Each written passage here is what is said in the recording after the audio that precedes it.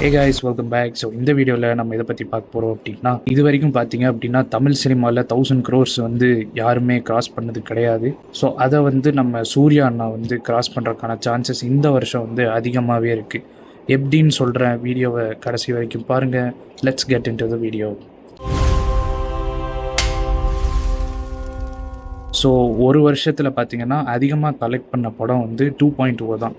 850 கோடி பக்கம் collect பண்ணியிருந்தது. So அதுக்கப்புறமா விஜயோட லியோ அதுவும் வந்து பார்த்திங்க அப்படின்னா 650 crores அந்த மாதிரி பண்ணியிருந்தது. ஸோ இது ரெண்டு தான் பார்த்திங்கன்னா இப்போதைக்கு டாப் 2ல் இருக்குது.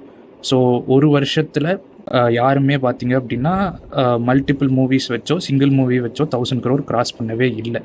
ஸோ இந்த வருஷம் பார்த்திங்க அப்படின்னா சூர்யா வந்து 3 படம் ரிலீஸ் பண்ணுற சான்சஸ் வந்து அதிகமாகவே இருக்குது. ஸோ ஃபஸ்ட்டு வந்து கருப்பு வந்துருச்சு, அது வந்து 350 crores பக்கம் வந்து கலெக்ட் பண்ணியிருக்கு. ஸோ அது மட்டும் இல்லாமல் இப்போ விஸ்வநாதன் சன்ஸ் பார்த்திங்க அப்படின்னா 2 நாள்லேயே வந்து 100 crores மேலே வந்து கலெக்ட் பண்ணியிருக்கு. ஸோ இதோட எண்ட் ஆஃப் லைஃப்பில் வந்து இதுவும் ஒரு 350 to 400 crores கிராஸ் பண்ணிருச்சு அப்படின்னா 700 crores வந்து டோட்டலி கிராஸ் பண்ணியிருக்கோம்.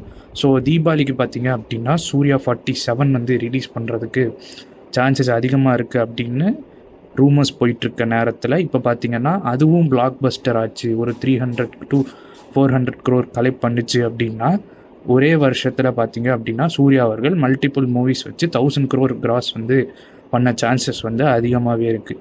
நீங்கள் என்ன நினைக்கிறீங்க? சூர்யா 47 வந்து 300 to 400 crores கலெக்ட் பண்ணுமா? சூர்யா அவர்கள் பார்த்திங்க அப்படின்னா 1000 crore கிராஸ் பண்ணுவாரா? நீங்கள் என்ன நினைக்கிறீங்க அப்படின்றத கமெண்ட் செக்ஷனில் சொல்லுங்கள். இதே மாதிரி நிறையா சினிமா கண்டென்ட்ஸுக்கு நம்ம சேனலை சப்ஸ்கிரைப் பண்ணுங்கள். தேங்க்யூ, தேங்க்ஸ் ஃபார் வாட்சிங்.